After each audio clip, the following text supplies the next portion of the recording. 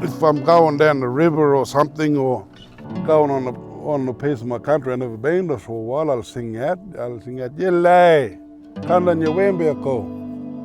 You just need to let them know that you're there and stuff. Just to acknowledge the country.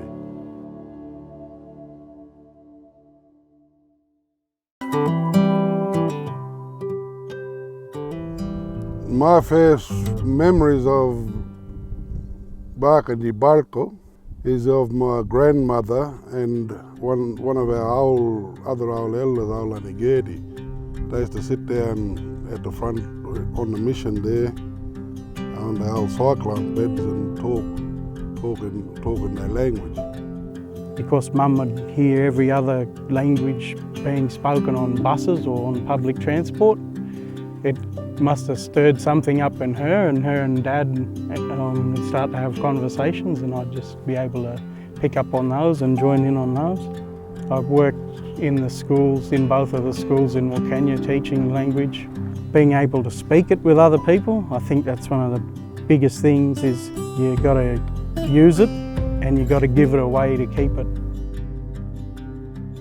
My old auntie, she fought for years in Wiimatja for the Barkindji language to be taught up and down the Darling River from Burke right down to Wentworth and, you know, extended over to Broken Hills. I sort of took on that passion to make this dream come alive, I suppose, with the language flowing up and down the Barker. It's out at Menindee at the Central School, where they're actually teaching it in the classroom, and I had the opportunity to go out one day and be welcomed Barkindji Language by our little ones. It was an eye-opener for me, and when I see those things I get really, really passionate. The kids are taking it in. They might not think that they are, but they are. We lost a lot of that kind of stuff, the songs, the traditions and all of that. And just hearing the kids sing the song when they're out playing is the feeling of pride, you know, like we are doing some good stuff at MCS. For young Aboriginal people, we grow up in sort of two worlds. Language was one of those things that I guess made me really connect back to my culture. When we do use it, or I hear it, just makes me feel stronger in my identity. One of the most important kind of information that was shared with me by the old people was, so long as you know who you are, where you come from, you know what you're doing here. And that's related to that sense of belonging. One of the things that a lot of people struggle with is that sense of belonging and connection. So for me, it's a crucial part of my state of mind. It's given our kids, like our Aboriginal kids, a sense of identity and a sense of pride, because I think without language we're lost as a group. And I think because the language is taught to all of the students, some not just the Indigenous students, that has broken down a lot of barriers as well. Barkindji, just that in itself is who you are, where you come from, what you're about, where you belong, your identity, all those things all rolled into one word.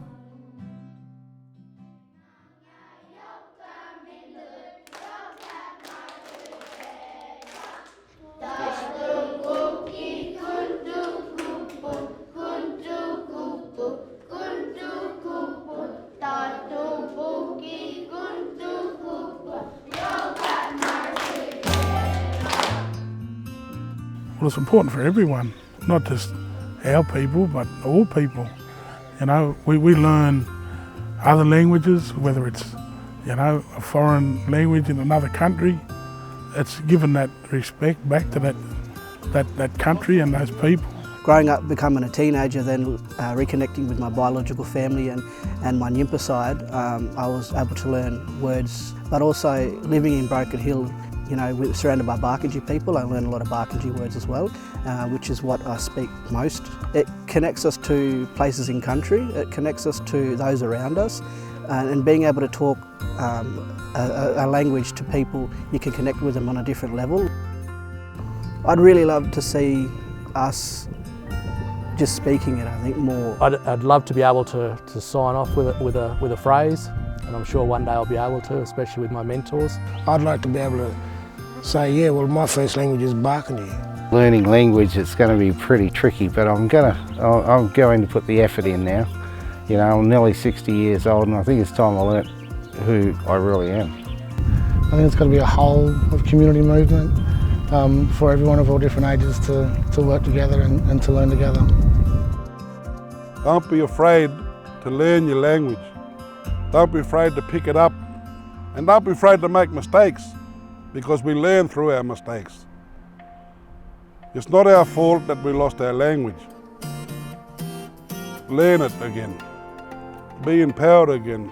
Build up your identity again. That's what language is all about. It's about you, your identity, and how you walk through your country, how you relate to your family, your animals, your plants. Take your language on. Be proud of yourself. Be proud of who you are, and be proud of where that language is spoken.